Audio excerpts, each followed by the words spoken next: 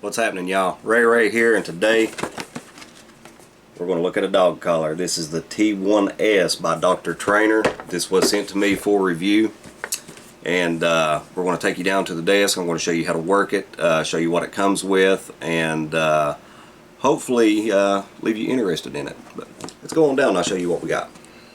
Alright, here's our box. Now, I have two very playful dogs, as you guys might know from my other dog collar videos. I have a Great Pyrenees who thinks she's everybody's best friend, and she gets a little too comfortable with people she doesn't know, and she's very big and she does scare people. She just needs a little healthy reminder every now and then. And I also have an Australian Shepherd who has so much energy, it's crazy. But here's the box we get right here. Nice box, good sturdy box. It's a typical box, but it's good and sturdy. Slide it out, and we get everything right here. Now this is very basic, but that's a good thing because it's made for simplicity. It's extremely easy to use. Right here is our collar itself. It is USB rechargeable. Right here, the remote is also. I'll show you the port for that. To turn this on, push another power button. It lets you know when it's on. It'll give you a little bit of a vibrate, a little bit of basically some tactile feedback, I guess you would say. The light will blink until it does make a connection with the remote, so always, before you even put this on your dog, I would recommend go ahead and turning it on, because if you put it on them then turn it on, it's still going to vibrate, and sometimes they don't like that. The blue light will continue blinking about the whole time, just to let you know that the collar is on. To turn it off, we just do the same thing. Throw the button in. It'll vibrate, a little tactile feedback to let you know that it has been turned off. But we're going to turn it back on. There we go. And to make sure it's on, you just push your button, put it on the audible, push your button. But to charge this, we have it right here on the bottom. Right here is what comes in the box. Of course, we'll have the collar itself. We'll have the remote. We get two nubs to put on the collar, because it does come with nubs on it, but they're shorter. Now, if you have a long-haired dog, like my Great Pyrenees, got a very thick coat on her, I would have to use the two nubs, the longer ones, but that is just for the static control on it. And that's something that I do not have to worry about, do not have to use anymore, and that is something that if you guys don't try on yourself first, I will hunt you down and let the air out of your tires, because that's just that's a big no-no in my book anyway. But it does come with your manual, very easy to use manual, very understandable. It does come with a cable, which is a micro USB. Probably got 100 of them laying around.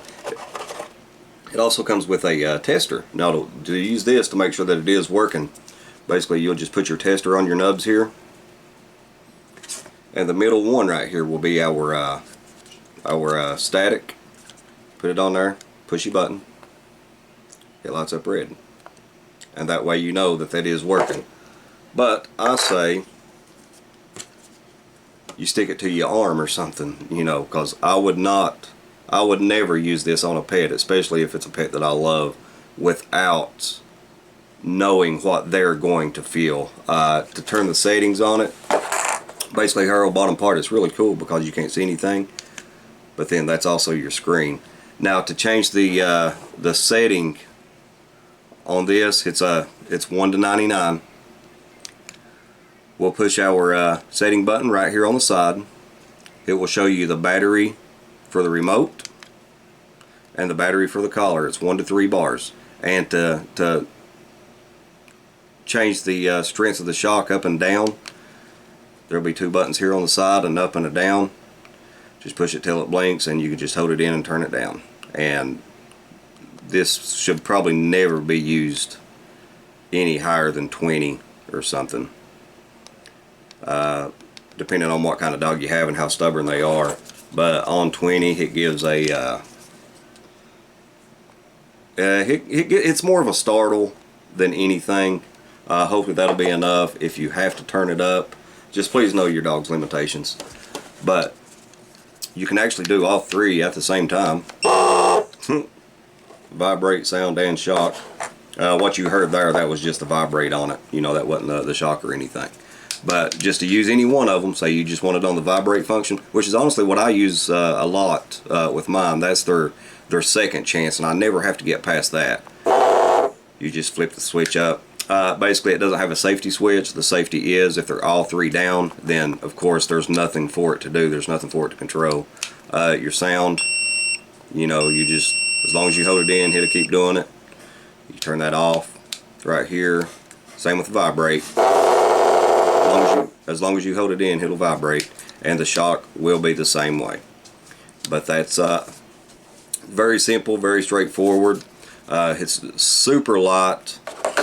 The collar is, I mean, it's small compared to other collars that I've seen and that I've had. It's plenty of adjustable. It'll go on a big old head. It goes on my Great Pyrenees head, so it'll go on about any dog head you want it to go on. But that's what we got down close, guys.